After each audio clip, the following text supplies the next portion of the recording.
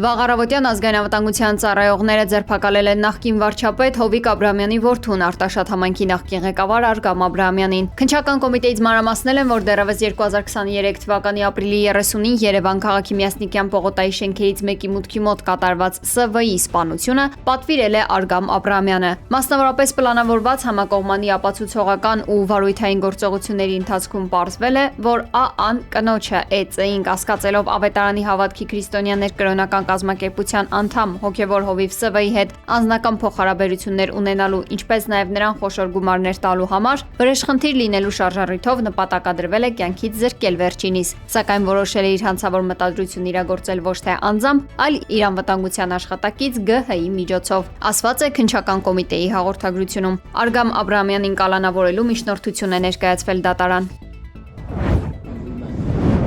Հայաստանի վարչապետ Նիկոլ Փաշինյանն ու Ադրբեջանի նախագահ Իլհամ Ալիևը հեռախոսազրույց են ունեցել հայկական կողմի նախաձեռնությամբ։ Հեռախոսազրույցի ընթացքում կողմերը մտքեր են փոխանակել ԱՄՆ նախագահ Դոնալդ Թրամփի աջակցությամբ 2025 թվականի օգոստոսի 8-ին Վաշինգտոնում անցկացված խաղաղության գագաթնաժողովի առաջին տարեդարձի առիթով, որի ընթացքում Ադրբեջանի եւ Հայաստանի միջև հաստատվել է խաղաղություն, ինչպես նաև նախաստորագրվել Ադրբեջանի ու Հայաստանի միջև խաղաղության համաձայնագրի տեքստը։ Կողմերը հատկապես ընդգծել են նախագահ Թրամփի եւ Միացյալ Նահանգների կառավարության լիդերը խաղաղության գործընթացի առաջմղման գործում։ Զրույցի ընթացքում անդրադարձ է եղել երկու երկրների միջև տնտեսական եւ առևտրային կապերի զարգացմանը։ Կողմերը նշել են, որ այն ծառայում է որպես խաղաղության օգուտների շոշափելի դրսևորում։ Այս համատեքստում կողմերը նշել են ադրբեջանական նավթամթերքի արտահանումը Հայաստան, ինչպես նաև տարանցիկ բեռների փոխադրումը Ադրբեջանի տարածքով դեպի Հայաստան եւ Հայաստանից դեպի այլ ուղղություններ։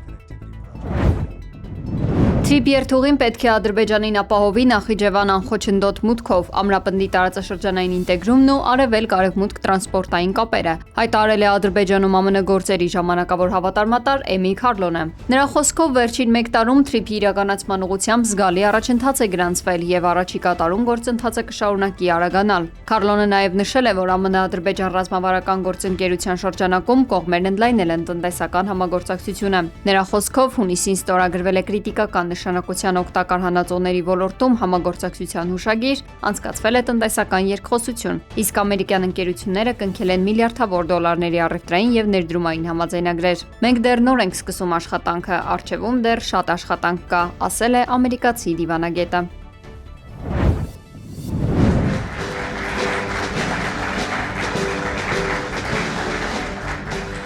Մեկ տարի առաջ այսօրը ԱՄՆ-ում Հայաստանն ու Ադրբեջանը նախաստորագրեցին խաղաղության համաձայնագիր։ Այս առիթով հայտարարությամբ է հանդես եկել Հայաստանի վարչապետ Նիկոլ Փաշինյանը։ Վաշինգտոնի խաղաղության գագաթնաժողովի կարևորագույն արդյունքներից մեկը ըստ Փաշինյանի Թրամփի ուղի հանուն միջազգային խաղաղության եւ բարեկեցության TRIP նախագիծն է, որը շատ մոտ ապագայում վերջ է դնելու Հայաստանի ապաշրջափակմանը եւ դառնալու է Հայաստանի ու տարածաշրջանի տնտեսության առանցքը։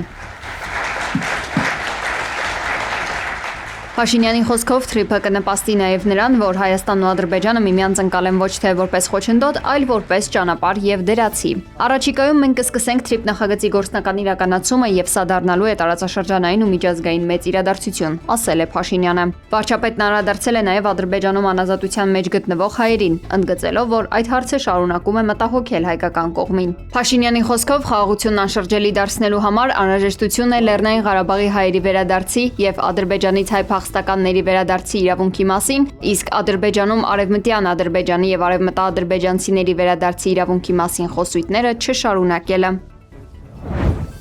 Միջազգային մամուլում տեղեկություններ են շրջանառվում Լիոնել Մեսիի հոր 68-ամյա Խորխե Մեսիի մահվան մասին։ Ըստ այդ հաղորդումների նա կյանքից հեռացել է Ռոսարիոյի բժշկական հաստատություններից մեկում, սակայն ֆուտբոլիստի ընտանիքը դեռևս պաշտոնական հայտարարություն չի տարածել։ Հատկանշական է, որ նմանատիպ տեղեկություն նախկինում եւս տարածվել էր, որի իսկությունը հերքվել էր, ապա տեղեկատվությունն արժանացել էր նույնիսկ Արգենտինայի նախագահի խիստ քննադատությանը, հանրային մեծ դժգոհություն առաջացնելով։ Կիևի եւ հարակի շրջանի վրա ռուսական հարվածների հետևանքով զոհվել է 3 մարդ, այդ թվում 4 տարեկան երեխա։ Այսօր վաղ առավոտյան հրթիռները հարվածել են մայրաքաղաքի արևելքին։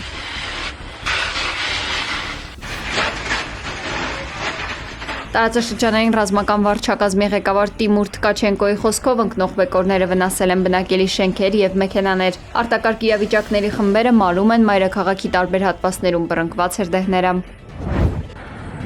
Գիշերը ուկրաինական անօդաչու թռչող սարքերը հարվածել են Ռուսաստանի Սամարայի մարզում գտնվող Սիզրանի նավթավերամշակման գործարանին։ Զուգահեռաբար հարվածներ են հասցվել նաև Կրասնոդարի երկրամասի Իլսկիի նավթավերամշակման գործարանին։ Երկու ձեռնարկություններն էլ պատկանում են Ռոսնեֆտին, ընդ որում Սիզրանի գործարանը գտնվում է ուկրաինական սահմանից ավելի քան 800 կիլոմետր հեռավորության վրա։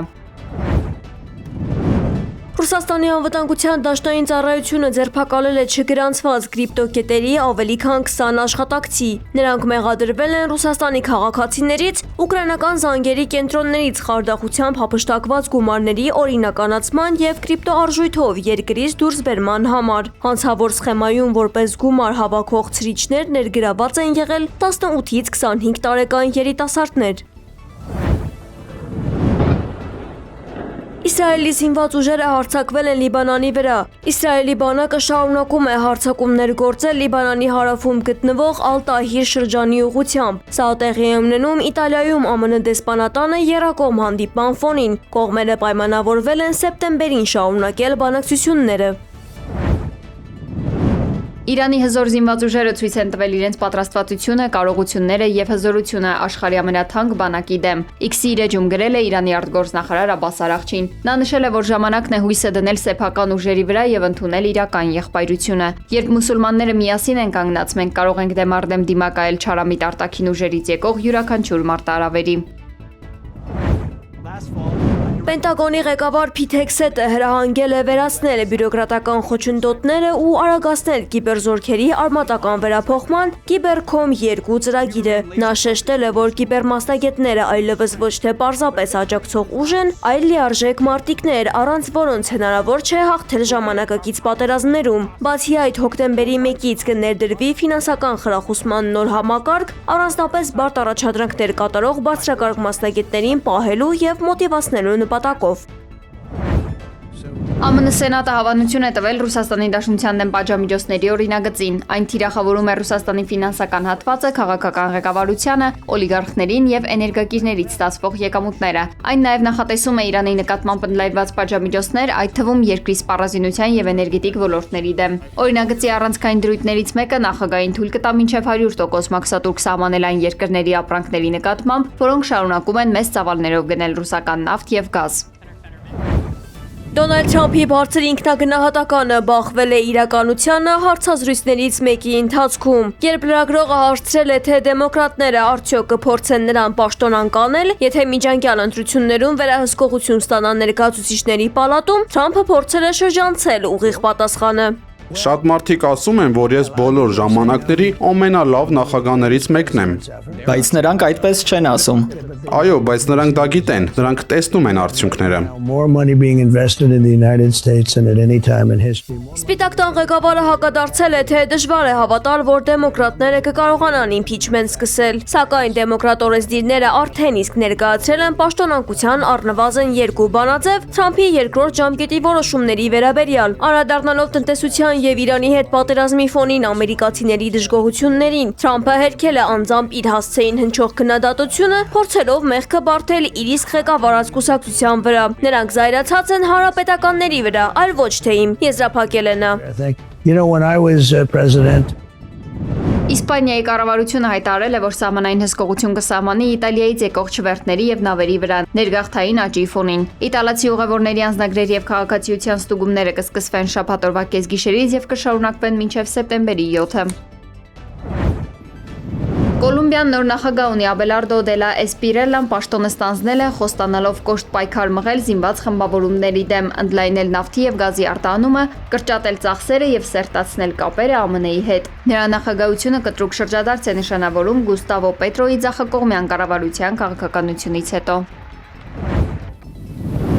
Սերբիայի Դերիբլատյան ավազուտներ արգելոցում բռնկված խոշոր հրդեհի հետևանքով այրվել է ավելի քան 700 հեկտար տարածք։ Կրակի տարածման վտանգի պատճառով իշխանությունը հարկադրաբար տարհանել է մի քանի բնակավայրերի բնակիչներին։ Մարդկային զոհեր եւ բնակելի տների կորուստներ չկան։ Չոր եղանակի պատճառով Սերբիայում գրանցվել է հրդեհի 9 ակտիվ օջախ։